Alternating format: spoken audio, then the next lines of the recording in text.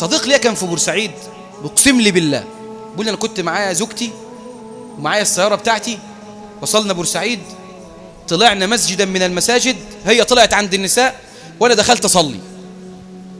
خلصنا الصلاة نزلت قابلتها، بيقول رايحين للسيارة كده، فوجدت امرأة عجوزا قد انحنى ظهرها قدام المسجد. بتعمل ايه بقى الست دي؟ تأتي إلى ناحية اليمين، بتمشي كده ناحية اليمين وتقف، ثم ترجع مرة ثانية إلى ناحية اليسار وتقف، ثم تأتي إلى ناحية، عمالة رايحة جاية، يعني ماشية، وقفت تحس إنها محتارة مش عارفة هي رايحة فين. فصاحبي بيقسم لي بالله، بيقول لي أنا خدت زوجتي ورحت لها عشان نكلمها عشان هي ما تحرجش مني، فبقول لها مالك يا حاجة؟ قالت له ما فيش يا ابني ما فيش. قال لها طب يعني انت رايحة فين نوصلك؟ قالت له والله ما انا عارفة يا ابني. قال لها مش عارفة ازاي يا حاجة انت رايحة فين؟ قالت له والله ما انا عارفة يا ابني انا رايحة فين. فبيقول لها طب قولي لي بس حتة اوصلك. قالت له ما فيش حتة توصلني فيها. قال لها ليه يا حاجة؟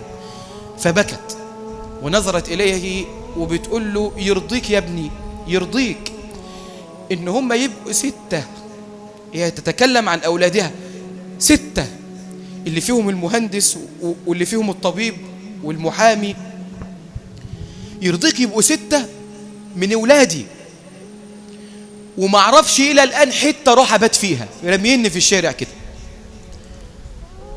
أهذا بر بالوالد والوالده؟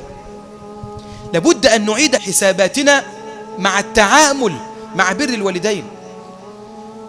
احد العلماء بيحكي ان رجل كان يمر من على البلاج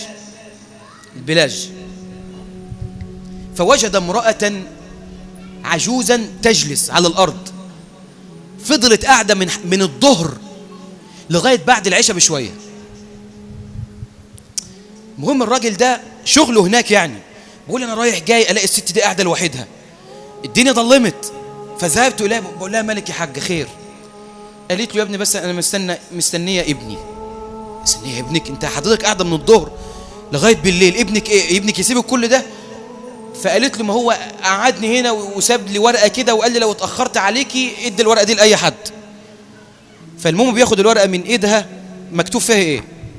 اي حد يشوف الست دي ياخدها يرميها في اي دار للمسنين. انت عارف الابن اللي يعمل كده ينزع منه التوفيق،